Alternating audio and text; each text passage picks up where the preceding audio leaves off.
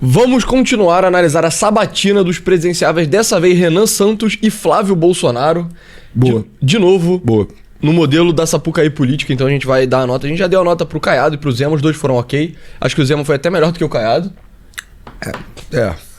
Mas, enfim. Talvez foi bem pau a pau. O Caiado é melhor, mas foi pior. O Zema é pior, mas foi melhor. Aí na soma total da performance, ok pros dois, tá ok. Pois é, e aí, cara, vamos analisar o Renan e o Flávio, né? Vamos ver se o Renan vai conseguir ficar com aura também. Esse modelo da sabatina é um modelo meio difícil, né? Porque ele faz um monte de perguntas meio de economia, umas coisas meio aleatórias, tem toda essa vibe meio empresa. Tem um ar de presepeiro absurdo, né? Que emana do Thales Gomes. Obrigado, Thales Gomes. Mas vamos lá, né? Vamos. Pergunta tão dura quanto o cargo que o senhor pretende ocupar. Renan, o senhor passou 10 anos derrubando e criticando quem governa, mas nunca assinou uma folha de pagamento relevante, nunca respondeu por um orçamento, nunca demitiu ninguém olhando no olho. Que absurdo, o Renan vai responder adequadamente, mas aquilo, né? A vida pretérita do Renan, ele era empresário, dentro do próprio MBL, ele assinou folha de pagamento, ele demitiu pessoas, então isso porra. O MBL é um ente privado, né? Sim, ele é uma empresa, não tem fim lucrativo, mas é um ente privado, entendeu? Pois é. Ou seja, ele é gerido. E, mano, pelo amor de Deus, né? Até nós já demitimos pessoas, assinamos folha de pagamento não, mas já pagamos fornecedores, entendeu? Prestador de serviço. Prestador de serviço, então, puta, cara, meu Deus do céu. Amarra, né? Nenhum empresário nessa sala contrataria um CEO com esse currículo para tocar uma padaria. E o senhor está pedindo a maior operação do país. E o problema não para na execução. Alcança também as suas convicções. O senhor diz que bolsonarismo e petismo são duas faces da mesma decadência. Mas as pesquisas desenham um segundo turno entre Flávio Bolsonaro e Lula. E nesse cenário, não existe terceira face hoje. Branco e nulo não somam para ninguém. Só que o seu eleitor é esmagadoramente antipetista. Então cada voto seu que se anula desfalca apenas o lado que enfrenta o Lula. A neutralidade que o senhor vende como pureza é, na prática, um empurrão para o Planalto de quem o senhor diz combater, o Lula. Então... Essa pressão pra pedir pro Renan apoiar o Flávio também é meio ridícula, cara. Ele achou mesmo que ia extrair essa concessão, cara, do Renan. É tipo... Mas isso é one-on-one, assim, de política. Você não fala que você vai apoiar no segundo turno enquanto você não perder, cara. Você tá tentando chegar no segundo turno, entendeu? Pois é. Então responda a essas coisas que essa plateia precisa ouvir. Qual foi a entrega mais difícil que o senhor já geriu na vida, com números, prazo e resultado auditável, e, estando fora do segundo turno, entre Flávio e Lula, em quem o senhor vota? E avisamos desde já, não estaremos no segundo turno não é resposta, porque estadista de verdade responde inclusive aos cenários em que perde. Boa tarde. Pedir grande entrega do Renan também, pô, ele tem duas muito fáceis, né? Pode falar do impeachment da Dilma e pode falar da criação do partido também, né? Porra. A cara que ele fez aí é muito ruim, né? De novo, eu acho que ele formulou as próprias questões, né? Motivos bem óbvios. Eu acho que quem formulou a questão do Renan... Mandou mal. Mandou muito mal, né? A pessoa que desgosta muito do Renan. E não pesquisou porra nenhuma, né? Também, é burro. Muito obrigado aí pela oportunidade. Bom, a pergunta já começa com uma imprecisão um tanto quanto bizarra, porque minha vida pregressa toda passou por administrar empresas. Eu sei o que é fazer uma folha de pagamento, e o pior, eu sei o que é pegar uma empresa fechada, quebrada, com os funcionários devendo 5 meses sem receber, botar pra andar baseado no crédito pessoal que eu construí recuperando empresas. Trabalhei isso não com uma nem com duas, mas com quase uma dezena de empresas ao longo da minha vida. Sei o que é estar no banco dos réus da justiça trabalhista, ouvindo a injustiça de um sindicato safado que tentou te extorquir no momento da negociação anterior. Isso é muito foda, né? Eu acho que ele foi o único cara que foi shots fired à justiça do trabalho, né? Nem o Zema nem o Caiado meteram essa. Até agora sim, o Caiado tem problema com a justiça do trabalho também, tá? Todo mundo tem, né? Qualquer pessoa que já teve mais de 100 funcionários tem. Eu acho que o Caiado tem grandes problemas, tipo, de denúncia de trabalho análogo à escravidão, entendeu? Absurdo. E não falou nada. A parada, cara, eu já ouvi as histórias bizarras do Renan, cara, de quase guerrilha, cara, anti-justiça do trabalho, entendeu? Tipo, sei lá, cara. Os caras ameaçarem a família dele. Não, cara, dele pegar a porra de uma escavadeira, fazer um buraco na frente da fábrica pra nego não poder acessar. Sabe? Então, tipo, mano, é empreendedor raiz, assim. Sei exatamente o que é ter um agiota ligado a uma factory indo querer te empurrar as dívidas da gestão anterior com juros que não deve ser aceitado. Sei justamente fazer isso. E essa é a postura que o próximo presidente da República tem que ter. Porque a gente vai pegar um cenário muito similar a esse. Só que essas são as minhas realizações antes de me tornar um líder político. E um líder político é um líder que necessita tomar esse tipo de decisão num contexto novo, em que não se conta apenas a ética da convicção, que é a ética da convicção que eu contei todos os anos em que eu fui militante político, algo que eu tenho orgulho, faço desde 2014, mas também como... A galera que fica falando que o Renan é um garoto e tal é muito idiota, né? Tipo, cara, ou você olha isso, você vê um garoto, entendeu? Você é um lunático, mano. Tu é um puta anca. A não ser que você seja o Caiado, que tem 80 anos, aí realmente, né? Em comparação, um cara de 40 é jovem. Mano, o Renan tá aí, barba grisalha, de terno, falando das Pô, já lidei com mais de 10 empresas, fundei um partido, etc. Pelo amor de Deus, cara. Eu acho que o cara também conheceu o Renan novo, mais novo, né? Sei lá, com 30 anos, sei lá, que dá pra meter um garoto. Eu já não me sinto garoto, porque eu tô com 26. Como liderança que precisa da ética da responsabilidade, que é quem vai assumir um país e vai ter que tomar decisões muito, mas muito difíceis. Pois bem, como líder político, no movimento, eu criei o maior movimento político do Brasil, isso é oferível, nós fizemos a maior ação política com as maiores manifestações da história do Brasil ao longo dos últimos anos, que foi o impeachment da Dilma Rousseff. Organizei essas manifestações, ajudei a criar a linguagem política daquilo que chama de direita no Brasil, algo que foi surfado por muito vagabundo por aí. Depois disso, consegui criar um partido político, algo que o ex-presidente Bolsonaro tentou e falhou miseravelmente, estando no poder, botando seus filhos para tentar tocar isso, algo que naturalmente eles não conseguiriam com a baixa inteligência que eles têm à disposição. Fiz isso no menor período de tempo. Vamos comparar com o Partido Novo, que é um partido montado por executivos da iniciativa privada. Eles gastaram milhões e demoraram 5 anos. Eu consegui coletar as assinaturas em menos de 2 anos, com muito menos dinheiro, sendo um líder, acima de tudo, político, não um líder empresarial. Porque existe uma diferença muito grande entre ser um líder empresarial e político. E você, como uma pessoa que conhece Aristóteles, sabe muito bem disso. Não existe nada mais nobre do que a boa atividade política e a busca do bem comum. Nesse sentido, eu até não concordo, me permita discordar, Thales, da ideia de que eu estou fazendo uma entrevista de emprego. Porque Obrigado, puta que pariu. Alguém precisava falar isso, né? Até que enfim, né? liderar um país não é uma entrevista de emprego. Liderar um país é apontar o caminho de um povo como um todo. Meu objetivo não é obter um lucro. Meu objetivo é obter um horizonte. São coisas diferentes, ambas muito nobres, mas elas têm naturezas diferentes. E a gente tem que entender essa natureza. E o que me qualifica nesse sentido para estar aqui, além dessa experiência pretérita e dessas realizações que são muito eficáveis, no partido político que eu montei, eu tinha uma folha de pagamento que envolvia milhares de jovens espalhados pelo Brasil. Milhares. Que ficavam debaixo de chuva, debaixo do sol, tomando não na cara de um monte de gente. Falavam, eu não vou acreditar em montagem de partido. O Brasil não precisa de um partido. E eu tinha que toda quinta-feira, toda sexta-feira, pagar o valor deles, obtendo doação, vendendo produtos, e montei um partido vendendo livro. Num país de pessoas iletradas que não dão valor à leitura, eu vendi livro e a venda de livro foi responsável pelos 50% do faturamento que montou esse partido. Então o que eu sou é um líder gestor qualificado no setor privado, porque a política, a atividade política que eu toco, inclusive o partido político, é um ente privado. E é um ente privado em que nós fazemos muito mais com muito menos. Criei a revista Valete, que é a segunda maior revista de política e cultura do Brasil impressa. Outro acontecimento empresarial, né? Depois a revista Piauí, não estou falando em digital, porque a nossa é só impressa. Criei um ecossistema do Valete Plus com 50 mil usuários para produção de conteúdo independente, uma rede social própria. E isso nos qualifica usando, volto a colocar, o que há de melhor em termos de gestão para ser um grupo político inovador. E aí o que as eleições nos mostram é fazer mais com menos. Sobre a política de segundo turno, eu volto a repetir. Eu vou lutar e um líder não vai ficar aqui falando, eu não vou para o segundo turno, e qual é esse cenário? Não posso fazer isso. Imagina o Alexandre em Galgamela. Você ama o Alexandre assim como eu. Imagina o Alexandre em Galgamela. Não sei, acho que vou negociar com o Dario. Não, ele foi até o fim. E eu tenho que ser assim. Porque o mesmo time, o mesmo exército de militantes que eu motivei a montar o partido político, eu tenho que motivar agora. E eu não posso ter compromisso com o erro.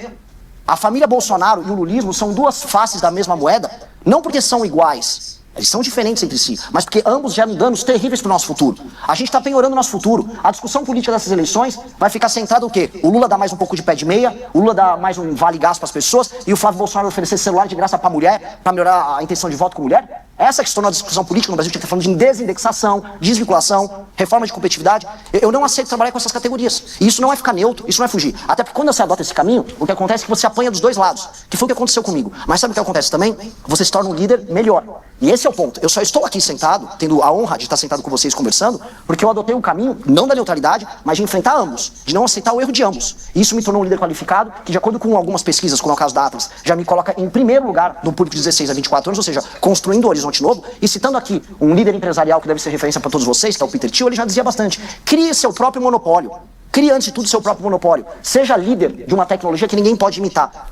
Grande livro, de 0 a 1, do Peter Thiel. Todo mundo que for trabalhar com business aí, recomendo fortemente. Livro muito foda. Foi isso que eu fiz para as novas gerações. Eu criei um pensamento político próprio, um grupo político próprio, uma estética própria, uma liderança própria. E com base nisso nós criamos um nicho eleitoral próprio, com um sonho, um horizonte próprio, que nos deixam aptos a participar do grande debate. E é por isso que eu tenho a honra, tá, de estar aqui com você, de poder discutir isso com você, de poder discutir com o Duda. E tá aqui, é uma visão que pode ser encaixada também como empresarial, no sentido de gestão, mas uma visão muito poderosa em termos de coração. Eu tô aqui por causa desse coração e é isso que vai fazer a gente mudar o Brasil. Essa resposta foi aura. Foi, essa resposta foi muito foda. Eu acho que o Thales deve ter ficado particularmente ofendido com ela, porque Renan e ele são dois caras que admiram o mundo antigo, né? São fãs declarados de Alexandre o Grande, só com graus de consciência sobre os fatos muito diferentes, né? São dois leitores de filosofia também. Então, o Renan explicitou duas contradições entre as crenças e o discurso do Thales Assim, né? Se eu tivesse que apostar, ele dormiu mal essa noite, cara. Ficou com isso na cabeça meio... Ah, ele fez um tweet depois, meio que... Não é que ele pediu desculpa, assim, mas ele falou, tipo, não, pessoal, veja bem, eu não tava querendo antagonizar o Renan, só porque, pô, o Lula é o verdadeiro vilão, né? Ok. E claramente o Renan ficou meio puto com a pergunta, porque é uma pergunta absurda, mas depois eu acho que ele foi ficando mais tranquilo. Ficou, não posso ser tão duro. Porque o Thales só vai e faz essa primeira pergunta e depois vai embora, né? Mas, enfim, eu acho que o Renan, cara, foi particularmente na jugular, assim, né? Resposta aura. Obrigado. Candidato, a resposta: vota Lula ou Flávio, sendo que Lula Eu voto Renan Santos. Eu não vou pra batalha pensando em perder. Eu voto Renan Santos. E aí, o que você acha? Ficou putinho. Quis dar uma réplica. O que você acha? Você acha que Obviamente a gente nunca conversou disso com o Renan e não tem nenhuma insider information, mas especulando puramente, o que você acha do segundo turno? Eu acho que vai ser neutralidade, cara. Eu acho que vai ser neutralidade também. E eu acho que o Renan odeia o Flávio. Ele não era que ele odeia o Flávio, ele odeia a família Bolsonaro pela perseguição que fizeram contra ele, contra a família dele, contra o MBL. Mas, cara, o resto do pessoal do MBL odeia muito eles, cara. Também. O Kim e o Arthur, eu vejo eles dando declarações ainda mais... mais duras que o Renan, né? Mais duras, cara. Porque eu acho que eles eram políticos que sofreram o revés da época do Flávio. Puta que pariu. Eu acho que se o Renan quisesse... Vamos supor que, caraca, o Flávio resolve entregar as chaves pro Renan. Fala, cara, Renan, eu dou o que você quiser pra você me apoiar. Eu acho que se o Renan falasse, tudo bem, eu vou te apoiar... Cara, o Kim ia chegar, o Kim e o Arthur, e não só eles, né? Outras pessoas, mas principalmente os dois, iam chegar e falar, cara, não dá, brother. Não dá. Não importa o que ele oferece, você não pode apoiar ele. O Arthur foi muito caçado por conta do trabalho da base bolsonarista, e o Kim, cara, foi muito atacado também. Não só no Monarch Day, como em muitas outras circunstâncias durante a pandemia, cara. Já tomou muito calor. Então eu acho que vai ser neutralidade. Acho que libera o voto. Não sei se chega a... Talvez até recomende eu votar nulo, cara. Eu acho que chega nesse nível mesmo. As pessoas vão se preparando pra isso, tá? Vão arrumar a briga em casa. Sobre o candidato Renan Santos, fizemos uma sondagem com eleitores e aí fizemos a seguinte pergunta: qual é o maior feito de Renan Santos? 64% acredito que nenhum, 7% falam que é a criação do MBL, 8% falam que é a fundação do partido Missão, 20% falam da derrubada da Dilma Rousseff, ex-presidente da República. Temos outros slides também. E qual a promessa de Renan Santos ou a melhor? Nenhuma, para 35%. Mutirão anti-Bolsa Família, 17%. Mudanças na educação, 13%. E guerra ao crime organizado, modelo penal diferenciado. Mutirão anti-Bolsa Família, sei lá, não sei se eu colocaria isso como a principal resposta, né? Pra mim, guerra ao crime organizado é o que eu responderia, pessoalmente. Com certeza. Candidato, a partir dessa pesquisa eu quero fazer a seguinte provocação ao senhor. O que faria a pessoa física, Renan Santos, votar no candidato Renan Santos? Infelizmente tem que recorrer à resposta anterior. Ser um bom líder. Ser um bom líder. E algo que não está presente aqui, que é ter tomado as decisões duras que machucaram o meu grupo político, mesmo quando o caminho oposto soava mais fácil. Quando a gente enfrentou a Dilma Rousseff, e a gente começou a congregar toda aquela energia do antipetismo num caminho só, era um caminho relativamente fácil. Nós, os bolsonaristas, andávamos juntos, a turma do Partido Novo, todos andávamos juntos. Quando veio o governo de direita, em que nós precisávamos cobrar e discordar, e aqui eu vou fazer um elogio ao antagonista, que o antagonista adotou um caminho difícil à época também. Nós cobramos. Imagino que o antagonista deve ter perdido assinantes e clientes. Muitas pessoas perderam. Nós perdemos toda a nossa base política. Só que o papel de um líder é sofrer com as suas teses. O líder político que ganha dinheiro, ou fica famoso, ou ganha votos defendendo algo que não acredita, não é um bom líder. Na verdade, ele é um seguidor. Ele segue o que a manada puxa. E o líder, ele lidera, ele aponta o caminho. Então a minha maior qualidade que está ali, ela se expressa não exatamente proposta a proposta, mas o que está por trás das propostas, a substância por trás, que é ser um bom líder. E fui um bom líder de um grupo que hoje está no jogo político, disputando um jogo de gente grande, simplesmente por causa dessas qualidades, as qualidades de uma boa liderança. E eu acho que o Brasil passa por uma crise de liderança. O grande problema nosso é uma falta de liderança, de gente que tem uma visão de um Brasil e que tenta implementar ela de maneira ferrenha. Nem que você, sua reputação e sua vida seja destruída no processo. Muitas pessoas no campo empresarial fazem isso, destroem suas vidas pessoais, fazem abdicações, e isso é belo. Isso é que aqui no Brasil, o poder é visto como uma maneira de você fruir e você atender seus prazeres mais baixos. Não à toa, o escândalo do Banco Master era basicamente sobre dinheiro e prazer sexual. Não é isso? A elite política brasileira se baseia estritamente em dinheiro, troca de favores e prazer, quando não sexo sexual. A boa liderança tem que ir para um outro caminho. Então, ao fazer esse tipo de sacrifício, e dado que quem nos acompanha mais tem um determinado recorte, acho que a pesquisa pega isso, vai pegar um recorte um pouco mais masculino, vai pegar um recorte também mais jovem, esse recorte ele se apaixona. E aí vem a responsabilidade de transformar essa paixão não em culto, mas em ação. Isso é uma resposta muito foda também. Eu acho que, cara, crise meio que de competência e de visão das lideranças políticas no Brasil. Isso é real pra caralho. Aí já criticou várias vezes a campanha do Flávio de estar... Né, dado que a gente tá cada vez mais consolidado nesse dessa nova bipolarização da política brasileira entre Lula e Bolsonaro, né, clã Bolsonaro, o Flávio faz uma campanha e o Lula também, muito pragmática, baseada em base e como eu preciso avançar, né? Então, assim, tem a base do meu pai, eu preciso quantificar aqui uma variação em alguma demografia para conseguir triunfar sobre o Lula. Eu preciso tirar 2 milhões de votos de algum lugar. Do Nordeste, de mulheres. Exato. E a campanha é toda baseada em como extrair esses 2%, esses 2 milhões de votos de alguma demografia. Não tem um projeto total. Se eu perguntasse pro Flávio como o Flávio imagina o Brasil daqui a 10 anos, eu teria uma resposta do tipo, imagina um Brasil livre do PT, com muita fé em Deus e tal. Beleza. Cara, eu acho que se você chegasse e perguntar essa porra pro Flávio num churrasco, ele ia ficar tipo, caralho, viado. Pô, que maconha é essa que tu fumou, meu irmão? Caralho. Pô, churrasquinho, Laranjeira, Largo do Machado. Não, mas o Flávio tem umas paradas dele, churrasco de família, que ele até zoou o Jair Renan. Caralho. Ah, de pegador, de né? pegar a Pode mulher crer. e tal. Eu acho que ele ia ficar meio, pô, cara, que isso? Vamos falar de bagulho sério não, bora comer, porra. Bora comer essa picanha aqui, pô. Picanhazinha maturata. Fui na Swift Black. Bom, eu acho que o Flávio conseguiria elaborar alguma resposta. Seria uma resposta do Rio. Né? Pois é. Acho que o Lula, da mesma forma, também já se perdeu no caminho. Eu acho que em algum momento ali nos anos 80, 90, 2000, o PT tinha uma visão de Brasil, que era um Brasil mais igualitário, né? Avançou. Você pode ser fudido e se torna classe Exato, média. tem popularização da educação, você tem mais oportunidade, você é um Brasil que erradicou a fome e tal. Você tinha uma visão de Brasil, não é a minha, mas tava lá.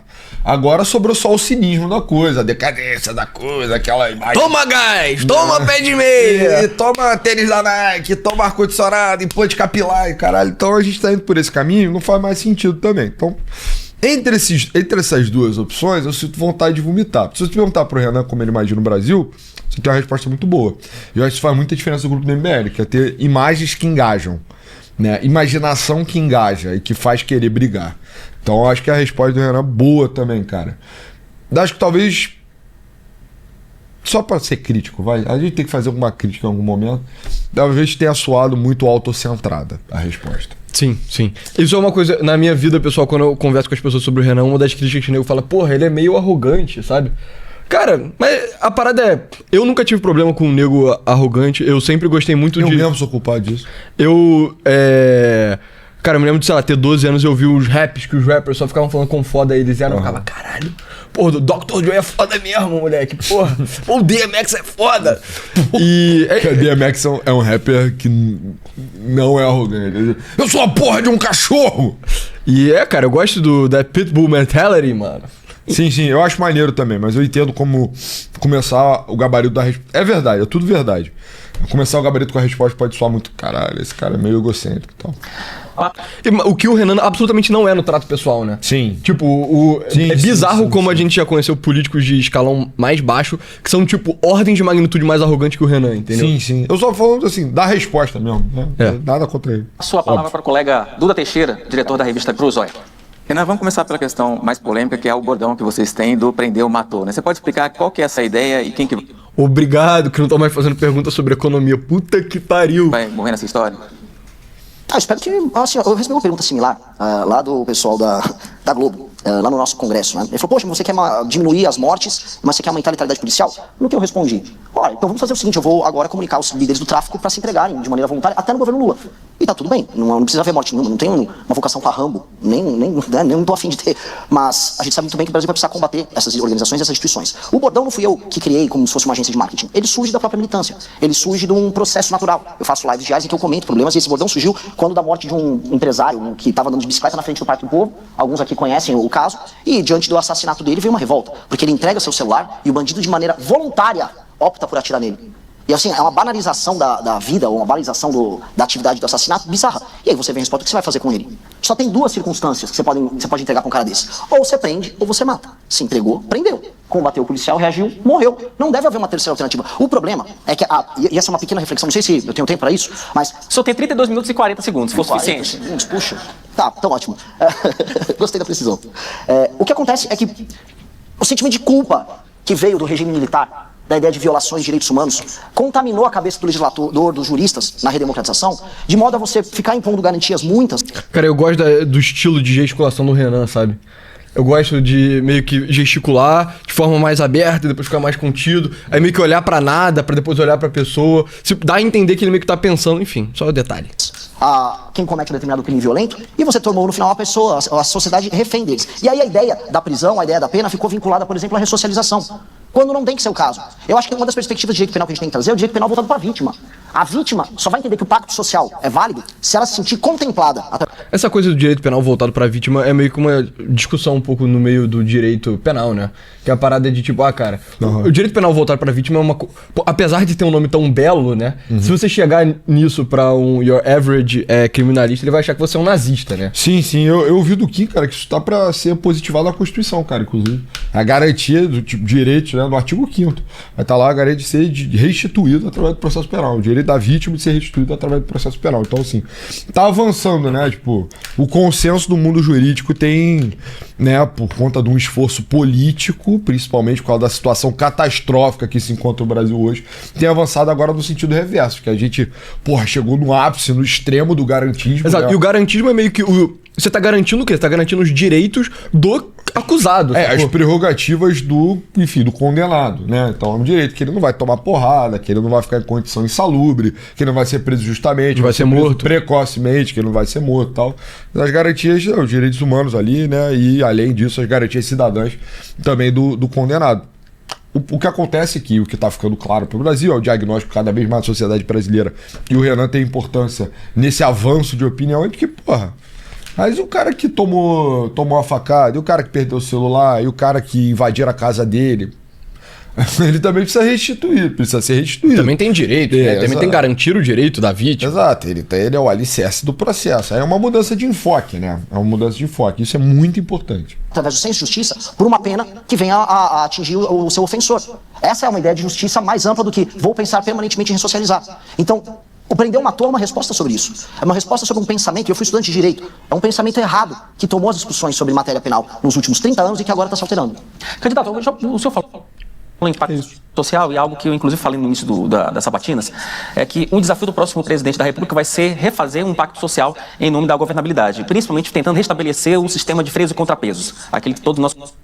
Diga. Não é refazer um pacto social. O pacto social é da sociedade. É fazer uma pactuação política, um arranjo de poder. Acho que misturou as coisas. Conhecemos por Montesquieu, etc, etc, Checks and etc. balances. Exatamente. Porque hoje vivemos uma balbúrdia, né? O judiciário legisla, enfim, o Congresso executa e o Poder Executivo fica dependendo Ontem eu decretei autismo nesse cara. desse tipo do Pacto Supremo para poder fazer alguma coisa. Esse cabelo dele aí também, cara, pelo amor de Deus, tira um pouquinho da testa, né, amigo? Pelo amor de Deus, cara. Como que o senhor vai conseguir... Vou até pentear o meu. Pô, o cara tem uma franja, meu irmão, Justin Bieber, Caralho, porra. O cara tem 50 anos, tem o cabelo Justin, mano. Caralho, valeu visagista. Visagista Eduardo Pessoa. restabelecer essa relação, tentar fazer com que o executivo volte a executar Ele é, que o judiciário meio Bessias, né? Ele tem um fenótipo bessíaco. volte a julgar e que o legislativo tenha a sua função de fiscalizar. Essa é uma pergunta de R$1 trilhão, vamos colocar assim. Todas as democracias no dito Ocidente passam por um problema em que o executivo não executa. Isso não é, vamos dizer, um privilégio do Brasil. Isso vem acontecendo em todos os lugares. E recuperar a capacidade Puta, esse é o diagnóstico perfeito também. Puta que pariu. de ação do executivo. Tá ligado? Tudo coisa que... Quem é fã do Novos Clássicos Show sabe que a gente fala disso há muito tempo também, né? Que, cara, o executivo não executa. E não é só no Brasil, é no mundo inteiro, sabe? Enfim, depois nego... Aí vocês resolveram se aproximar da missão em Babam Ovo. Não, brother. A gente concorda com tudo antes, tá ligado? Especialmente num mundo em que grandes potências como a China executam em muito, ou vamos falar de outras nações, a Arábia Saudita executam em muito, se tornou... Acho que o ponto é só tá certo, porra. Você entendeu, cara? Senta e ouve aí. A gente fala aí a mesma coisa aí pra esses líderes nessa resposta. desafio pro Ocidente, que se tornou uma espécie de um regime travado, altamente burocratizado. Interditado. Isso no Brasil se agrava porque nós temos um regime que é oligárquico. E as oligarquias, elas estão no judiciário, no executivo e no legislativo. E elas fazem trocas de favores mútuas, de modo a você permanecer com essa estrutura oligárquica no poder, a custo da nossa competitividade, a custo, por exemplo, de uma dívida galopante, do aumento dos juros, do aumento de impostos que redunda nisso. Como enfrentar isso? Você vai ter que enfrentar a estrutura própria do jogo. Se por um lado eu vou ter que fazer concessões e coalizões, tão lá eu entro no poder, porque existe até um conceito errado que é a ideia de, o Renan é um cara antissistema, então como se eu vou chegar lá em Brasília xingando os outros. Não é isso. Eu vou ter que chegar em Brasília e montar uma coalizão, não só com o Congresso, mas com a sociedade civil. Eu gosto muito dessa resposta também, né? Porque, às vezes, quando você é um político que tem uma proposta reformista, as pessoas têm a ideia de que, não, você vai chegar e vai tacar fogo em tudo. Só que isso é impossível, tá ligado? Isso é impossível. Sim, sim. E foi um dos erros do Bolsonaro também, né? Ter Total. essa coisa muito iconoclasta em excesso, né? Querer brigar demais. Concordo de gênero, número e grau, mas dito isso, cara, eu acho que o Renan não deveria rejeitar o rótulo antissistema. Por razões meramente eleitorais, cara. Que o nego quer, né? Isso é populisticamente positivo. Pô, a gente quer um fenômeno lá, a lá Espriella, a lá Milei, a lá Bukele mesmo. Vai ter que pegar isso. Ó. Nenhum desses três caras são verdadeiros. Quer dizer, talvez o Bukele seja realmente antissistema, mas esses três caras são caras que tentaram conduzir o governo de forma republicana. Eu não sei, Antunzão. Eu acho que, de novo, isso é uma dicotomia que a gente sempre esbarra, que eu acho que eu concordo que isso é o que você falou, é verdade. Isso é populisticamente e eleitoralmente positivo. Só que, cara, ele tem que governar, brother. Não. Eu acho que já eu sinto que tipo, se eleger é mais fácil do que governar uma vez eleito, entendeu? Então ele já tá pensando no problema seguinte, que é meio que o do grande erro do Bolsonaro, que foi isso. Ele conseguiu se eleger na base de bando de promessa mongoloide e o Renan já tá estabelecendo. Cara, olha só, vou fazer alianças, estejam preparados pra isso, sabe?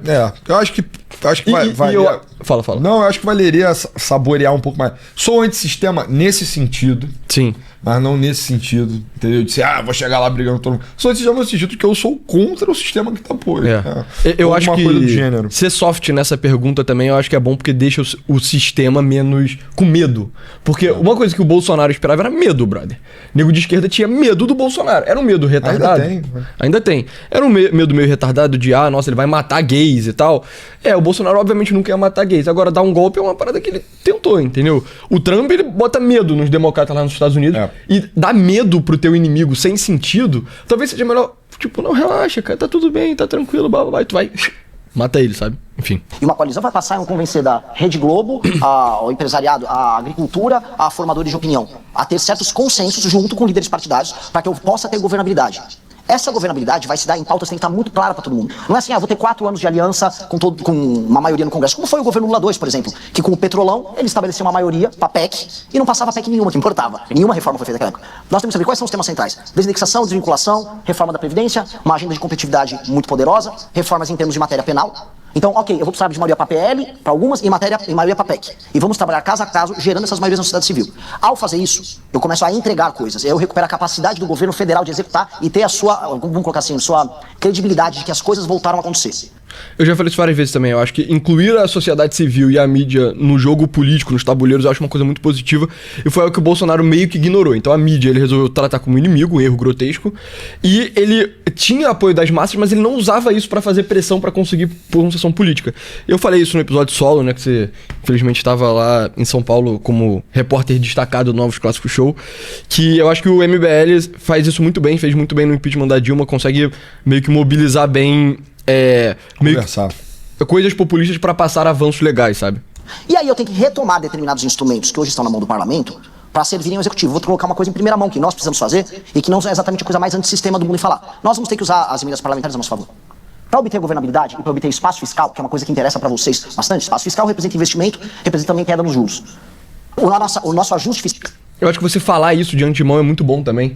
Porque se você não falasse nada, só ficasse criticando a emenda, e na hora você tivesse que fazer o óbvio, que é usar emendas como uma coisa de negociação, o nego ia ficar, pô, mas você não era o cara contra emenda, agora você tá usando emenda. Tipo, não, ele já tá falando, cara, tem que ser feito. Sim. Eu acho também, cara, que de novo, o Renan, como poucos presenciáveis, entende que existe uma distinção entre fóruns, né? Então tem um fórum mais de elite, tem um fórum mais popular.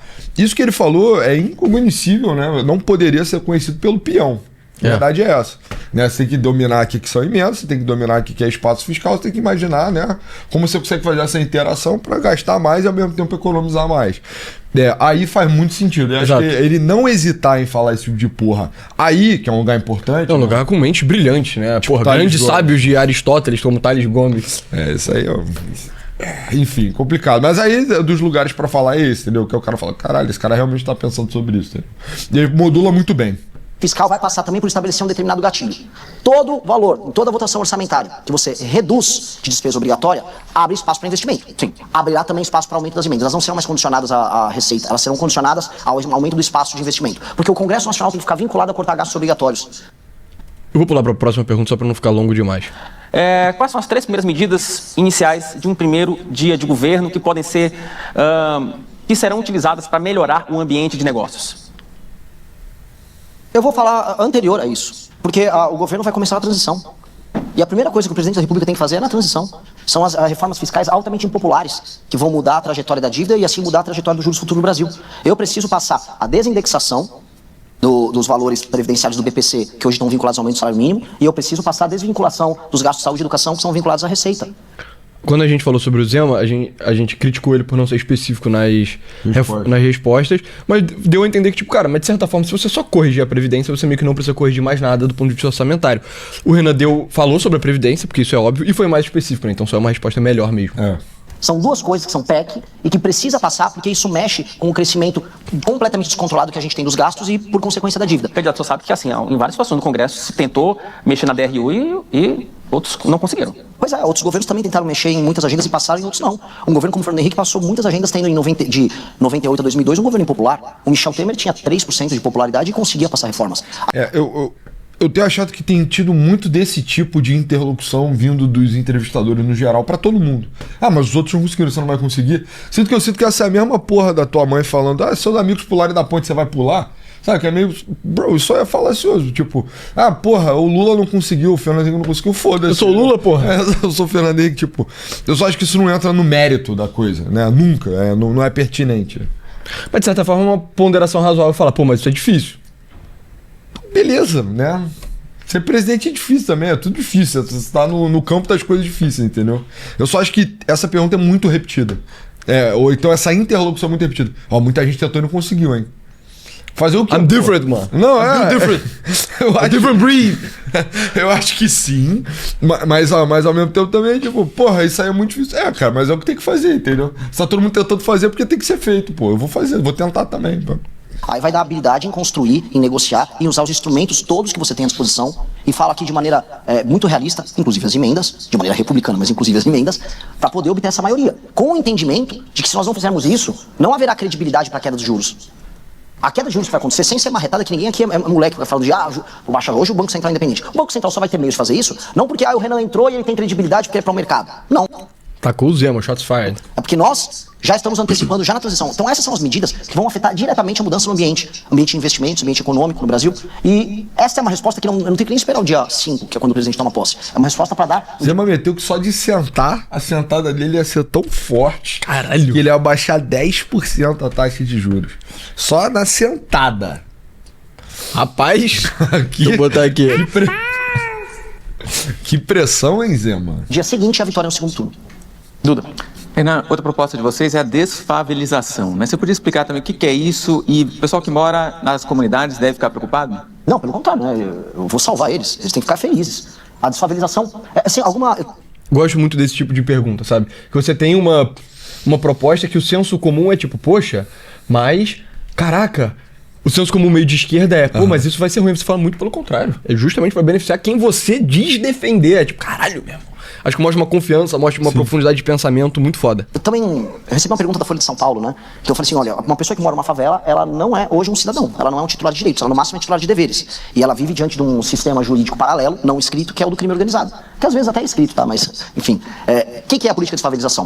É você entender que você tem milhões de brasileiros que vivem num arranjo urbanístico e social que aumenta a incidência de crime organizado, que aumenta a incidência de tuberculose, que é uma doença que nem é uma doença tão preocupante no geral, mas nas favelas ela tem uma incidência muito maior, em algumas favelas é 11 vezes maior, que tem uma taxa de gravidez... Cara, tem peste bubônica, brother, nas favelas do Rio. Peste negra, E, cara, a mortalidade infantil alta pra caralho, entendeu? Então, assim, a parada... E aí, eu acho que esse diagnóstico, essa pauta ainda vai crescer muito, tá? Porque ela já até saiu no jornal, comentada por vocês sabem quem. Mas o ponto é que... cara, é uma condição estrutural, assim, a favela estruturalmente permite que o crime organizado se fortaleça, cara, entendeu? Ela é estruturalmente um padrão de vida merda, e que aí culmina na menor garantia de direitos de quem mora ali. Então, assim, eu acho que vai avançar muito, cara. Já vi muita gente de esquerda falando, cara, o PT deveria abraçar essa pauta, entendeu? Fazer da forma mais sugar-coated possível. Enfim. Desde a adolescência, muito maior, que o desempenho das crianças é menor, que tem taxa baixa ou quase nenhuma de saneamento básico, às vezes tem fornecimento de água, depende da favela, depende da cidade, e que as pessoas estão urbanisticamente distantes também de onde elas trabalham. Ou seja, é apenas um aglomerado muito ruim. Você vai ter que separar as favelas de acordo com 2 critérios macro que vão se dividir em 4 modelos de operação. Que é se aquela favela está numa área de interesse econômico maior ou menor e se ela está numa área plana ou uma área de encosta. Se é uma área de encosta e ela tem um alto interesse econômico, por exemplo, uma parte importante das favelas no Rio de Janeiro, você vai ter que Rocinha. fazer uma realocação das pessoas, você vai construir prédios, você vai também usar aquele espaço para investimentos privados, porque vai ter interesse privado em participar daquilo. Se a pessoa está numa encosta, como por exemplo em Juiz de Fora, que nesse ano teve aquela crise com as chuvas, eu mesmo fui visitar ali. Pois bem, ali o interesse econômico talvez não seja tão grande, mas você vai ter que tirar essa pessoa da encosta. Agora, uma favela plana com interesse econômico. Paraisópolis tem um misto, mas Paraisópolis tem uma parte importante plana. O próprio governo estadual já está fazendo um trabalho de desfavelização ali, entendendo que haverá interesse econômico porque é uma área nobre. Ou seja, você vai ter modelos diferentes para modelos diferentes de favela. Puta, isso é uma resposta muito boa também. Mostrar, cara, que não é um jargão, cara, que é muito diferente do Zema, tá ligado? Que é isso, o Zema falou, eu vou sentar e aí o juro vai baixar. O Renan tá... Não, na verdade você tem 4 modelos, você pode dividir numa matriz, você tem um interesse econômico, essa é uma encosta, essa é plano, puta que pariu. Não dá. Acho que ele vai ganhar o carimbo ainda. E todos passam pela urbanização. Aí no final vai falar, mas com que dinheiro? Pois bem, não apenas temos que gerar espaço fiscal para... Puta, já antecipou o revés. Ah, mas o que dinheiro? Fala, não, a gente tem que gerar espaço fiscal, bababá, bibibi, isso aqui, faz aquilo ali, bababá. Aumenta o investimento de infraestrutura, e esse é um investimento fundamental de infraestrutura, como haverá um convite à iniciativa privada para participar nas PPPs, especialmente nas áreas em que há interesse econômico, e criação de uma modalidade em que, quando você, por exemplo, vou dar um exemplo, você pega Paraisópolis, você vai dar o título de propriedade para a pessoa, você vai fazer a reforma na casa dela para fazer a adequação, e você vai fazer os equipamentos urbanos ao redor. Aquele título de propriedade vem com um valor muito módico. Eu tô pegando até a experiência que o Mauro Mendes e o governador, o Piveta, estão fazendo lá no Mato Grosso, você pagar um valor mensal mínimo, menor do que da Minha Casa Minha Vida. Demonstrando conhecimento de experiências pregressas. Puta que pariu. Até porque essa pessoa já entrou como se fosse entrada com o barraco dela, ou a casa dela. E aí nessa adequação que é feita, a pessoa ganha um título de propriedade, que acaba sendo formalizado na economia. Aquilo vai acabar se pagando também, porque aquela pessoa é formalizada na conta de luz que ela paga, no próprio IPTU que ela paga, com um regime de transição, que ela está saindo hoje de um processo completo de informalidade para um processo de formalidade. E esse recurso que retorna à economia acaba financiando ao longo do processo. A gente apresentou no Livro Amarelo um estudo interessante sobre como transformar isso em algo economicamente viável, porque o custo, se eu for fazer do Livro zero... Amarelo. A gente tá com ele aqui, o grande novo. Aí, ó. Esse aqui é pica. Essa edição ficou irada, hein? Ficou bem maneiro, né? Sim. Enfim, o plano de governo que a gente tá analisando, ele é a primeira página dos capítulos aqui. Corresponde perfeitamente. Só que essa versão aqui vem com os estudos agregados, entendeu? Sim, muito foda, né? Muito foda. Seria de mais de R$1 bilhão. Então a gente está falando de um projeto de 15 anos que tem que ser uma política de Estado. E que tem que ter acompanhado mais uma coisa, um estatuto da desfavelização que passa por impedir, utilizando os satélites, toda nova invasão de território urbano, rural, claro, mas tem um problema de favelização do campo com o MST, mas todo o processo de favelização, e inclusive um acompanhamento muito sério sobre os tais movimentos de moradia, que trabalham basicamente com especulação imobiliária, com invasão de terrenos e com o uso dessas pessoas como bucha de canhão. O Pia vai acabar. Eu acho que dava pra... Só, cara, uma canetada de criminaliza todas essas porras todas, criminaliza a ocupação, cara, porque sinceramente isso é completamente absurdo. Isso assim. é muito retardado mesmo. Invadir terreno... Toda vez que eu passo por um lugar e eu vejo uma ocupação, eu só fico puto, mano. Sangue minha ferve. pressão, mano, meu sangue ferve. Aqui no Rio é ruim, mas, cara, lá em São Paulo é uma coisa enlouquecedora, cara. Tem demais, né? Tem demais, cara. Aqui no Rio eles conseguem desmobilizar muitas vezes, né? Eu já vi umas 2 ou 3 sendo desmobilizadas num bairro. Público ou privado tem que ser muito combatido. Tem que passar a régua nisso. Passar a régua, e quem hoje mora numa favela tem que entender que ele vai ser alvo de um plano, e um plano que vai entregar dignidade e cidadania pra ele. Candidato, deixa eu só voltar um pouquinho para a economia. Há alguma perspectiva no seu governo de redução de ministérios, redução de cargos comissionados? Tem meta para isso? Vou reduzir pra 14, mas não pra 13, porque esse número é muito feio. Cara, o negócio é que... A gente já falou que isso, em termos orçamentários, não é tão expressivo assim, né? Tipo, cortar ministério só não muda porra nenhuma. Cortar cargo comissionado vai ter aquela variação na casa dos milhões, né? Eu não sei se chega a dar bilhão. Pois como famosamente, né? O profeta, aquele que veio antes, Ciro Gomes, levantou. Então essa pergunta é meio boba também. Redução de ministérios, assim, por mais que seja um sinal que você passa... apresentar isso como uma, nossa, eu tô reduzindo os gastos, aí eu acho que é meio conversa. É legal, tipo, vai Gabaritou a resposta, né? lei afuera. Mas quem tá no ministério hoje com um cargo que não é comissionado, ele vai continuar na folha. O prédio vai continuar existindo, pertence à União. Acho que o critério que tem que utilizar é, vou remodelá-los de acordo com o modelo de gestão. Então, o Kim Kataguiri vai tocar um ministério de gestão nosso, que vai congregar previdência, que vai congregar trabalho, que vai congregar planejamento. Ou seja, a ideia nossa, inclusive, com ele, é a gente montar uma espécie de uma startup no próprio Palácio do Planalto, junto com a Secretaria-Geral, congregando essas áreas que são estratégicas. E esse próprio Ministério cuidar de a gente olhar todo o capital humano que a gente tem à disposição, como uma espécie de um super RH, e aí você fazer as relocações e readequações que são necessárias. Até porque existe, assim, muito preconceito com o comissionado, mas em muitos ministérios, em muitas prefeituras, é o comissionado que toca a gestão. Então boa parte da equipe técnica que a gente chama dos ministérios da Fazenda que passa por aí eram bons cargos técnicos comissionados. Cara, só um negócio, eu acabei de pensar no negócio das favelas. Ainda tem um outro critério que você tem que pensar, cara, que é por densidade, entendeu? Então, assim, tem favelas onde é impossível você urbanizar e manter todo mundo ali. A Rocinha é mais densa populacionalmente que Singapura, cara. Singapura é um lugar bem denso, tá? Tem que tirar, né? Não tem jeito, mas aí é impossível, entendeu? Não sei se vai tirar todo mundo, mas vai ter que tirar a gente. Só outra coisa que eu lembrei aqui, tava pensando sobre isso. Eu gosto da resposta do Renan sobre os comissionados também, porque é outro meio que senso comum idiota de tem que cortar carro comissionado. Mas, cara, o carro comissionado pode ser um cara muito bom se você apontar o cara certo, Total. comissionado, ganhando um bom salário, um cara competente. E, porra, podendo mandar em cima dos funcionários públicos, pode funcionar muito bem também, né? Sim. E muitos desses carros comissionados são caras deslocados do próprio serviço público, entendeu? Você pega um cara do BNDES, você pega um cara, porra, do Banco Central. O assessor legislativo da Câmara ou do Senado e tal, você vai puxando. Então, assim, de novo, eu não acho que folha de pagamento entrega muito ganho, assim, no Brasil deficitário. Não sei se é por aí, entendeu? O que tem pra cortar de muito óbvio é o super salário do MP e dos juízes. Mas aí, ia cortar não é pra fazer o juiz passar fome, não. É fazer o que ele pare de ganhar 200 mil, que é retardado, e que ele ganhe o módico salário de 30 mil, tá ligado? 30, 35, né? Ele perde o teto. Eu acho que é isso, assim, enfim, uma preocupação meio tosca. E outra coisa também, cara, que eu pontuaria. Continuar assistindo aqui. Foram colocados lá. Então você não mexeria nisso? Ou mexeria eu de forma relocaria de acordo pontual? com a necessidade de gestão. Eu botar uma meta específica, pra mim é mais perfumaria. Não, na real eu lembrei. É que a qualidade, muitas vezes a qualidade desses carros comissionados surpreende, cara. Apesar de ter sacanagem, né? Enfim, tem que talvez fortalecer a lei de nepotismo, principalmente, mas via de regra o serviço público brasileiro é muito bem qualificado. Porque é um país que, né? É um país que cresce pouco, né? E serviço público paga bem. Então você acaba draftando muito talento nacional pra isso. Então não acho que vou criminalizar o serviço público.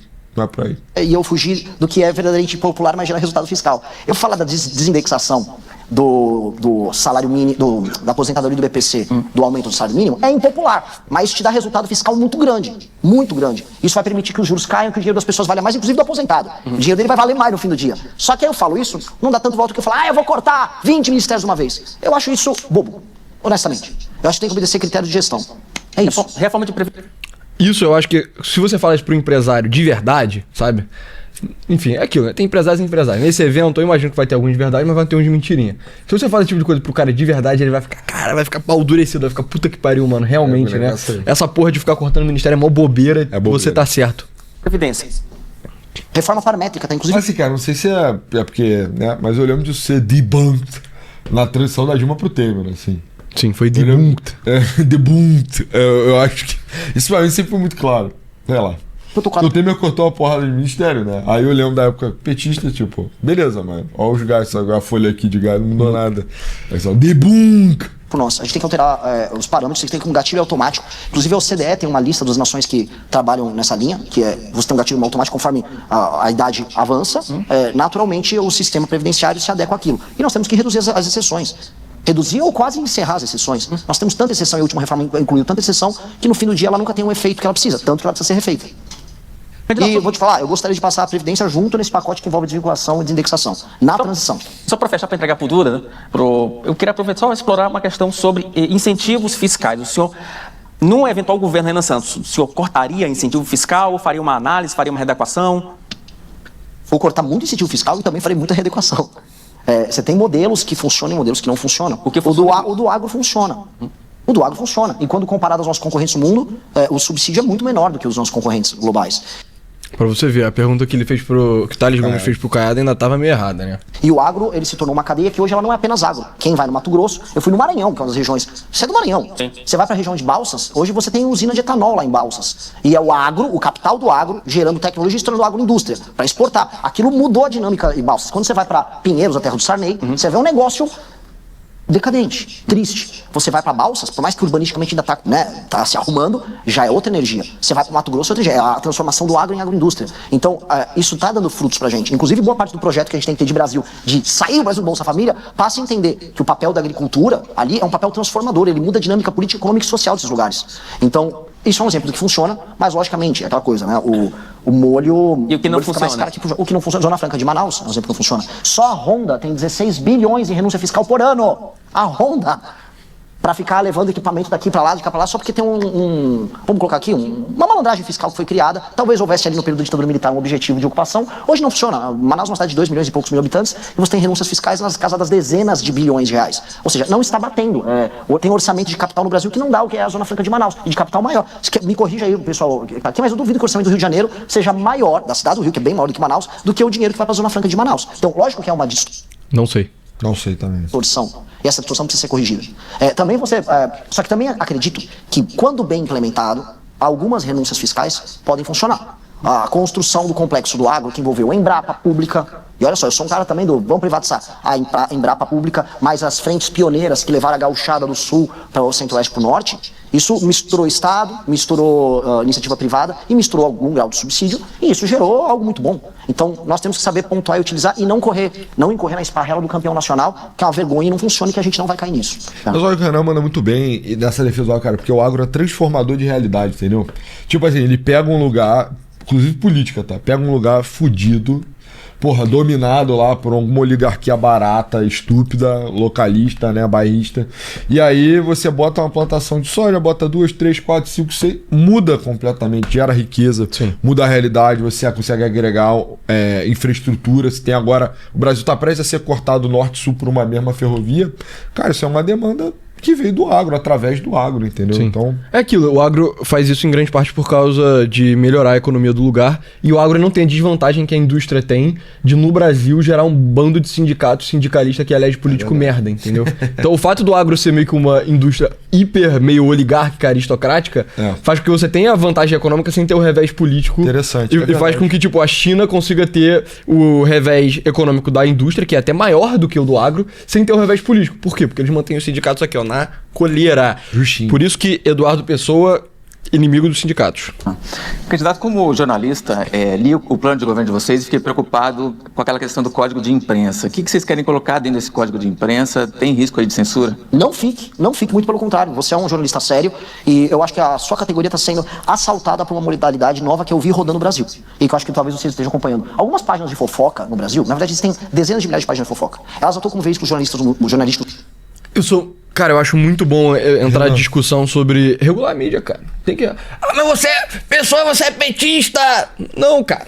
Porra, tem que regular essa merda, brother. Tem os caras mentindo, fazendo um bando de cagada, tem que regular, irmão. Sabe? Essa ideia de que, liberdade de expressão é absolutamente restrita. Bro, ninguém acredita nessa porra. Se você ficar nessa, você só vai tomar revés, cara. Dos municípios e são compradas pelos prefeitos locais. É dinheiro público que é usado e ninguém sabe que é dinheiro público sendo utilizado por um veículo de imprensa. Isso entra como verba publicitária porque elas são congregadas dentro de agências. Isso aí não está disciplinado, isso não é jornalismo, eles não estão obrigados a fazer checagem, a nada, ninguém tem autoria da matéria, não tem redação, ninguém sabe que isso. São milhões, quiçá bilhões de reais que estão sendo direcionados para esse esgoto e ninguém sabe. Alguém... Eu acredito no Orlando Lima como ministro da comunicação. de imprensa. Alguém tem condição de checar por como esse dinheiro é usado? Será que a rubrica dele dentro do orçamento municipal que fica dentro de gasto de publicidade com agência não deveria ser tornada transparente? Isso é um exemplo. Agora, China, com o Renan Santos, você faria uma aproximação com os Estados Unidos, com China, com Rússia? Pergunta sobre diplomacia. um governo nosso ele tem que entender que o que é o Brasil perante o mundo. Quem nós somos. O Brasil é o Ocidente. Não. O Brasil ele é uma experiência única que congrega Ocidente e o dito Sul global. O Brasil é como se ele fosse uma porta, um portal entre o Ocidente e esse mundo novo, que envolve África, que envolve Índia, que envolve a Ásia. E o Brasil consegue congregar isso de maneira carismática e apaixonante. Então, o Brasil é um país que não tem rejeição perante o mundo. Na Copa do Mundo tinha mais gente torcendo pela seleção em Bangladesh, na Índia, não sei se vocês acompanharam isso, do que nas cidades do Brasil. Este papel nos coloca não como um baluarte que é um aliado automático dos Estados Unidos, como parte da direita quer ver, mas como uma nação que vai ter que saber fazer esse papel, vamos colocar diplomático internacional de soft power e, em termos de atração de investimentos, com uma dinâmica pragmática. Vou dar um exemplo, terras raras. Os Estados Unidos não fez a lição de casa dele com as terras raras. Não fez. Inclusive, eles venderam a tecnologia para a China, as empresas privadas deles, a China pegou nos anos 80 a tecnologia americana, investiu tudo em processamento, tem as maiores reservas. O que você acha da parada de diplomacia? Tá certo, né? Acho que sim. Tem que meio que jogar os dois lados, assim, né? E o Brasil tem realmente essa vocação, assim, né? Acho que talvez eu acho que o Renan só não queria perder tempo, né? Porque eu acho que essa é uma temática eleitoralmente muito menor. Como Estado, pensando em termos de Estado, é uma das mais importantes, eu acho. né? Mas acho que a Renan só não queria perder muito tempo com isso. Mas o ponto eu acho que é ressaltar que o mundo tá passando um processo de tensionamento, mais uma vez, e que o Brasil tá absolutamente despreparado para vivenciar essa realidade. Eu acho que vai entrar aí nas propostas de defesa e Forças Armadas. E o maior líder da história do Brasil, né, é Getúlio Dornelles Vargas, e é um cara que famosamente jogou os dois lados, né? E eram dois lados bem mais complicados, que era a Alemanha nazista e os Estados Unidos em guerra, sacou? Exato. Candidato, vocês pensam em reduzir o número de municípios no Brasil, né? Qual que seria o critério para fazer essa redução? Isso está no nosso Deixa livro eu amarelo. aproveitar esse questionamento do colega para fazer um outro questionamento. Como uma proposta dessa passa num Congresso em que o deputado federal normalmente depende do prefeito para ter voto? Posso me estender nessa? Eu acho que isso aqui é o tema mais legal para a gente tratar. Se a gente for falar de reforma política no Brasil, nós temos que falar disso. Porque muita gente fala em reforma política, vamos mudar o modelo para distrital misto. Isso pouco importa no regime atual. Vocês que fazem cobertura política têm que entender que, e vocês entendem, claro, que o município se tornou, especialmente o município com baixa atividade econômica, um executor de recursos que vem do governo federal e executor de emendas do padrinho político do prefeito, que é o deputado que recebe emenda. Hoje, o que é um deputado federal? Ele é um gestor de uma série de, vamos colocar, filiais que ele tem, que são municípios, e eles executam as emendas dele, fazem o show do Wesley Safadão para se reeleger, não tem nenhuma obrigação ou compromisso com indicadores de desempenho, os famosos KPIs que vocês têm que colocar nas empresas de você, para vocês poderem validar se a empresa está funcionando ou não. E aí, eles giram esse dinheiro, não há aumento da atividade econômica nos municípios, até porque aumentar a atividade econômica significa diminuir o ciclo de dependência do cidadão para com o prefeito e com o deputado. E aí o deputado, quanto mais cidades ele tem para ele controlar, esse é o jogo político de um deputado federal, mais poder ele tem em Brasília, por isso mais demanda emenda, e as emendas são utilizadas, especialmente do orçamento secreto, para alimentar esse jogo. É isso que a gente chama de pacto federativo no Brasil, e é isso que faz com que o Centrão, ano após ano, mande cada vez mais. É por isso que a política brasileira não é feita baseada em, vamos dizer, nem critérios objetivos, nem em programa, nem em ideologia. A gente fica discutindo ideologia, vocês discutem no antagonista, eu discuto na minha live, mas no fundo isso é uma perfumaria diante de um sistema, de uma máquina muito dura, cujo funcionamento é um funcionamento que é danoso para o Brasil. Como resolver isso? E esse é o ponto que eu vou chegar, que vai envolver a fusão de municípios. Houve no governo do Fernando Henrique a lei de responsabilidade fiscal, que disciplinava, no fundo, a utilização do orçamento por parte de entes federativos. Aquilo foi uma revolução à época, porque a coisa mais comum era um prefeito terminar o mandato dele, ou terminar um ano mesmo, sem pagar folha, dar um calote e jogo que segue. Pois bem, a lei de responsabilidade gerencial, que é um dos projetos que está no nosso programa, prevê que um prefeito, e vamos começar com os prefeitos, tenha indicadores de desempenho objetivos, KPIs. O principal deles, aumento da atividade econômica no município. Lembrando que... Eu acho que pra esse tipo de empresário meio, mais ou menos, aí que tá no G4, puta, isso aí deve soar caralho, bem pra caralho. Cara, essa é a proposta que eu vejo o Renan mais pegar a cara de colarinho branco, assim. Dos eventos que eu consegui acompanhar, nego ignora completamente pauta de segurança pública, que, honestamente, nem dói tanto nesse cara. Se tu é milionário, foda-se, né? Nem dói tem um carro tanto. blindado, tem segurança na tua casa, sei lá. Nem dói tanto nesse cara. E... ao mesmo tempo que é a única coisa que ele não consegue controlar na vida dele, né? A tragédia da criminalidade, mas enfim. O ponto é que esse tipo de reforma pega muito, porque o cara quase que ele... Eu acho que a boa parte dos caras tem um estalo, tipo, caralho, tem uma máquina mesmo, gigante, né? Sim. Que opera contra o Brasil, né? A máquina do Centrão. Aí a Constituição é muito empresarial, é muito pensada também em termos de economista, né? É muito, os incentivos e tal, então... Quanto você aumenta a atividade econômica, menos gente vai ficar no Bolsa Família, menos gente vai ficar dependendo dos favores do prefeito. Índices de educação que já são públicos existem. O Brasil, inclusive, é um país bom dessa parte de transparência e avaliação, em muitas áreas melhor do que os Estados Unidos.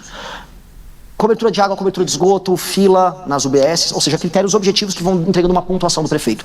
Prefeito não entrega a pontuação mínima ao longo do seu mandato, fica inelegível por 8 anos. Prefeito bate as suas metas, ele se qualifica para receber mais emenda. Então o prefeito pode receber mais emenda desde que entregue bons indicadores de desempenho, facilmente metrificáveis e auditáveis. O maior deles, aumento da atividade econômica percebida com aumento de emprego e redução de pessoas vivendo do assistencialismo.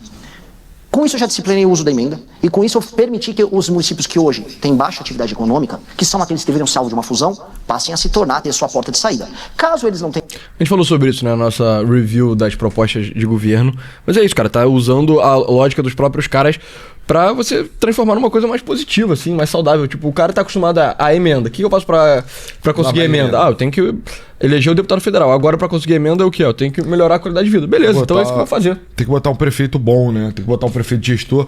Eu acho, cara, que isso ia desbloquear todo um mercado de trabalho muito louco, que ia ser de partidos do Centrão, desesperados pra ganhar mais dinheiro, procurando gestores de elite e capital, cara. Pois é. Ia ser muito louco. Qual salário você cobraria do PP pra administrar Laje do Muriaé aqui no Rio de Janeiro? Seria muito louco isso. Tenham isso, o governo... E é isso, né? Não seria só um cara, seria várias pessoas. Não, quantos municípios tem no Brasil, pessoal? 5.571, O cara nos corrigiu. comentários. Pois é, vai cagar a regra. Enfim. O federal terá dois caminhos, que é você, por decreto, ou via um projeto, quando eu falo decreto, via um projeto, você fazer os critérios com a fusão, município com menos de 10 mil habitantes, que não apresenta atividade econômica, vai se juntar com o município mais próximo, obedecendo algumas vicissitudes. Por exemplo, se o município está no interior lá do Amazonas e você tem 100 km de distância, como acontece de município outro, não vai dar para fazer isso, claro, mas onde dá, você vai fazer. E inclusive incentivos financeiros para que haja fusão, porque os ganhos no longo prazo são assim. Então, ou nós fazemos pelo amor, ou nós fazemos pela dor. Espero fazer pelo amor. E o amor é bom para os prefeitos, porque um dos elementos que tem que estar, né? Vocês conhecem, iniciativa privada, sistema de incentivos. De um lado, o prefeito tem que ter essas metas, indicadores e a punição, caso não cumpra a meta, mas do outro, caso ele cumpra a meta, o tão famigerado fundo partidário, que nós não vamos conseguir cortar nesses 4 anos de mandato, porque os partidos são tão hiperempoderados, passam a ser determinados pelo número de indicadores, os pontos que eles obtêm por município, ponderado pelo tamanho do município, multiplicado pelo número de municípios que um partido tem. Ou seja, o que um Kassab, um Valdemar, ou um Renan Santos, que é o nosso presidente de partido, vão ter como meta. O Kassab, principalmente, ia se dar muito bem com isso, né? Porque ele tem prefeituras em lugares relativamente fáceis de ter um indicador bom comparado com Ciro Nogueira, Tony Rueda, que tem mais coisa no Nordeste. Mas talvez não sei. Acho que é um debate sobre... É mais fácil melhorar o que tá fudido? Não, é porque seria impossível você obrigar São Paulo a melhorar, porque tem muita coisa que São Paulo só tá perfeito, cara. Eu me lembro de ver isso quando eu tava estudando saneamento na faculdade, depois no trabalho. Não, mas eu tô falando assim, o cara que comanda uma porrada de município merda, ele meio que tem um caminho razoavelmente fácil pra melhorar. Então, mas o cara é São Paulo, as cidades interiores de São Paulo já são bem geridas, entendeu? Mas você não obrigaria ele a melhorar. Seria impossível fazer isso. Você só ia falar, tá bom, dinheiro. Toma dinheiro aí. Entendi. O técnico, boas prefeituras com boa gestão, atingindo bons indicadores, meu partido vai ser recompensado por isso. Você altera a dinâmica. Essa alteração dinâmica impacta a questão da fusão dos municípios e impacta o que seria, na minha visão, a grande reforma política do Brasil. Ou seja, a gente realinha esses interesses. Para mim, isso é a coisa mais importante que o meu mandato teria que fazer. Era menos popular para eu falar, mas era mais importante. E essa é a reforma que a gente atinge diretamente o coração do Centrão. Porque eu não vou conseguir, não sei se eu não quero... É que sim, eu não vou conseguir destruir o Centrão, eu acho o Centrão um problema tão... Não, e aí eu entrego também pro senhor para suas considerações finais. Tem que responder rápido, né? Não, é sim ou não? É sim ou não. Cortou ali no final, né? Enfim. Bate-bola, jogo rápido. É difícil, sim ou não? Redução da maioridade penal. A favor ou contra? Sim. Impeachment de ministro do Supremo. Sim. Flexibilização do aborto. Não. Cancelamento de Bolsa Família. Nunca precisa, né? Porque uma Bolsa Família, para quem, vamos colocar aqui, num município que não há atividade econômica, é crueldade pura e simples. Para uma pessoa que tá usando isso como um instrumento para ficar na informalidade e pegar um bico, como o agro reclama, eu vou acabar. Tá. Pena de morte. Não dá para mexer, sou favorável, mas não vai dar para mexer no meu governo. Autonomia financeira da PF. Gosto. Gostar é... Político, sim. Gosto, sim, é tanto sim que eu gosto. Gosto e quero. Vou fazer igual o Eduardo Jorge naquele debate em 14. Quero. Fundão eleitoral. Não gosto, mas redisciplinado é melhor do que tá. Como eu expliquei agora na pergunta anterior. Eu tinha colocado aqui piso para saúde e educação. Como eu disse, você pode estabelecer algum tipo de piso. Agora, o reajuste como tá, não dá. Indulto ao ex-presidente Jair Bolsonaro. Dosimetria para ele e para todo mundo dia 8. Quem cometeu o crime, simplesmente porque é de direita, não pode não ser punido pelo crime. Mesma coisa, tem um cara de esquerda, se o Lula perdeu a eleição, o pessoal do MST invade tudo, vamos anistiar eles. Não. Cometeu crime, vai ser punido, mas com um julgamento justo, porque por isso que a dosimetria é uma solução política boa. As forças políticas vêm diante de um caso bizarro em que o STF sai da linha e entra a população, mas não, o pessoal do MST não ser... Eu literalmente tava pensando, tipo, caralho, o vídeo tá com quase 1 hora, será que vale a pena a gente fazer o Flávio? Talvez valha a pena fazer o Flávio no outro, né? Mas eu quero ver o que ele falou sobre a dosimetria. Indulto ao ex-presidente Jair Bolsonaro. Dosimetria para ele e para todo mundo dia 8. Quem cometeu o crime, simplesmente porque é de direita, não pode não ser punido pelo crime. Mesma coisa, tem um cara de esquerda, se o Lula perdeu a eleição, o pessoal do MST invade tudo, vamos anistiar eles. Não. Cometeu o crime, vai ser punido, mas com um julgamento justo, porque por isso que a dosimetria é uma solução política boa. As forças políticas vêm diante de um caso bizarro. Eu acho que funciona bem o Renan falar isso, mas na prática eu acho que dar uma anistia seria suave também, sinceramente. Foi o que eu falei no outro episódio, cara. Só pacifica essa merda, esquece. A ideia de anistia é uma ideia milenar. De tipo, é meio que a mesma coisa do bode expiatório do Girard, que é tipo, cara, você faz o bode expiatório e agora, a partir de agora, meio que os problemas antigos que a gente tinha, nós não temos mais. Mas sabe, a ideia de anistia é quase que uma versão, claro que menos poderosa, mas meio semelhante. Tipo, cara, a partir de agora, esquecemos todos os pecados, sabe? Como a gente falou, que é o jubileu, né? E eu acho que o cenário onde o Renan vai ao segundo turno ganha, né, efetivamente. É isso, né? Ele ganhou um pouco assim, não vai fazer 50% dos votos. O Flávio não vai sumir. Se o Renan for o segundo turno, ele vai ganhar 28, 22, sabe? Sim. 27, 23. E é uma boa oportunidade de pacificar a rixa dele E com o aí, Bolsonaro. se for o segundo turno, aí, meu irmão, eu acho que esse é o trabalho de trazer essa galera a reboque, eu entendo e tal. Vem pra cá, vamos levar essa eleição. E eu acho que se ele prometesse isso, esses babacas, com todo respeito, né? Eu sei que é um empresário, porra, maravilhoso do ponto de vista do YouTube, realmente, o cara tá ganhando muito dinheiro. Esses caras, tipo, Ancapsu, que odeiam o Renan e ficam, jamais votaria no Renan. Se o Renan falar, cara, vou anistiar todo mundo, o Bolsonaro vai estar de boa, o Eduardo tá de boa, mas não se fala mais nisso. Talvez os caras fossem obrigados a falar, quer saber? Eu vou ter que votar no Renan. Cara, porque a gente fez o... Eu fiz uma live, cara, segunda-feira, lá em São Paulo, e a gente tá falando muito sobre como a parada do amarelo. Amarelo é a cor do sol, a cor solar, assim. Eu acho que isso deveria pautar muito da postura, sabe? Sim. Da coisa de ser meio magnânimo, de saber que tá ao centro e tal. E perceber que, cara, o bolsonarista, ele tá doente. Você não quer que ele morra, você quer que ele se cure. Sim. Entendeu? Então eu acho que estender... Agora eu enxergo como não é estratégico. E que seria uma aproximação até... Afobada. Não, afobada, mas talvez fosse até ruim, né? Talvez passasse o sinal errado. Agora. Mas isso é uma coisa que tem que estar nos olhos de plausibilidade. Né? Pode ser importante. Sim. Eu gosto da parada de você ter essa postura real, solar. Tipo, cara, eu vou ser o governante do país inteiro, cara. Eu reconheço 20% do país é bolsonarista, eu preciso meio que entregar uma coisa pra eles ficarem bem, assim. Sabe por que carrega um pouco isso? O Caiado, cara, que ele faça apoiar. Todo mundo tem que sentar à mesa e tal, a gente decide assim, não decide brigando, entendeu? Eu acho que o caminho do governar é assim. Sim. Em que o STF sai da linha e entre a população e liderança política saem da linha e fazem um pacto para pacificar o Brasil. Dosimetria. Tá certo. Candidato, 2 minutos para suas considerações finais. Já te agradeço de antemão pela participação aqui no evento. Eu queria primeiro agradecer, assim, a honra incrível de estar aqui presente.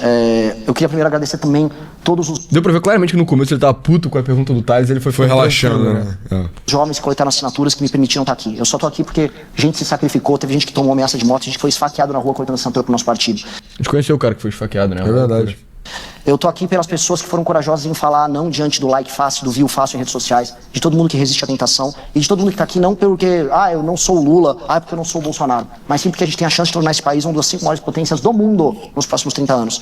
Se você é ambicioso, se você tem essa energia, se você quer construir isso e não quer ficar de conversa mole, prazer, nós somos a tua casa e a tua casa tá te aguardando. Obrigado. Esse vídeo tá com mais de 1 hora, não vamos fazer o do Flávio, a gente deixa pra outro episódio. Foi uma merda, né? Enfim, spoiler alert. Pô, o Flávio mandou mal pra caralho nessa porra, principalmente não ter... Particularmente por nem ter ido na parada e ter feito algumas demonstrações de sinalização de virtude de merda, assim, né? De tipo...